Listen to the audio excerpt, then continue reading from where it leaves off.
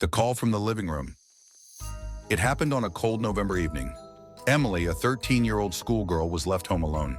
Her parents had gone to their countryside house on errands, promising to return late at night. Emily wasn't afraid to stay alone. The house was cozy and familiar. Besides, she was used to being independent. That evening, rain was pouring outside, and the wind howled against the windows. Emily sat in her room on the second floor, wrapped in a blanket, watching videos on her phone. The house was quiet except for the occasional creaks of the old wood.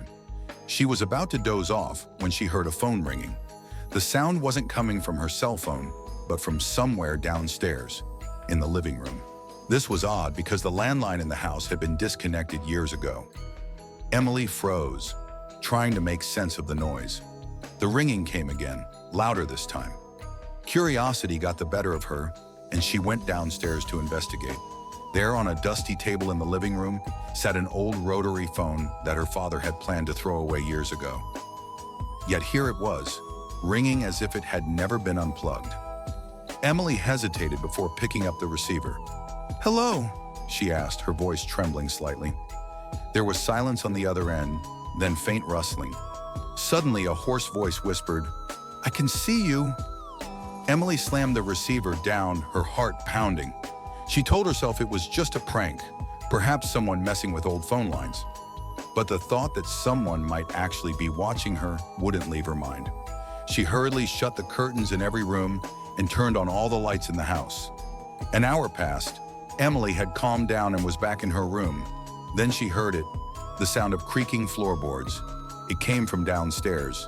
She tried to brush it off. Maybe it was just the wind or the house settling. But the creaking grew louder, more deliberate. It sounded like footsteps, and they were coming up the stairs. Emily froze, her breath caught in her throat. The footsteps stopped just outside her bedroom door. A shadow appeared in the sliver of light beneath the door. Summoning her courage, she shouted, "Who's there?" No response, just a soft knock on the door. Emily felt her stomach twist with fear. She grabbed her phone to call her parents, but the screen displayed no service. The knocking stopped. Silence fell. Gathering her nerve, Emily crept to the door and opened it a crack. The hallway was empty. She slowly descended the stairs to check the locks. All the windows and doors were secure. But when she entered the kitchen, she froze. A note lay on the table. It hadn't been there before. Scrawled in jagged letters were the words, "Why didn't you open the door?" Emily's hand shook as she grabbed a kitchen knife. She began checking every room in the house. The silence was oppressive. When she reached the basement door, she noticed it was slightly ajar. Her parents always kept it locked. As she approached, she heard it, heavy breathing coming from the darkness below. Emily dropped the knife and bolted upstairs, slamming and locking her bedroom door. She crawled under her bed, trying to control her ragged breathing. Minutes passed. The house was eerily quiet. Then she heard the footsteps again. They were coming closer, climbing the stairs, and then they stopped outside her door. A low voice whispered, "Emily, I know you're in there." She squeezed her eyes shut, willing it to be a nightmare. The footsteps retreated. Gathering her courage, Emily peeked out from under the bed. Her door was wide open. Lying on the floor in the middle of the room was her phone, its screen lit up. On the screen was a freshly taken photo.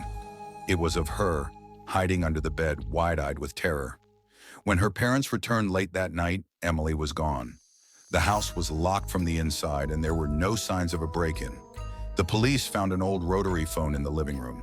It hadn't been connected to the phone lines in years. Yet on the receiver, they found fresh fingerprints. The house has been abandoned ever since. But neighbors say that sometimes, late at night, they hear a phone ringing from the empty living room.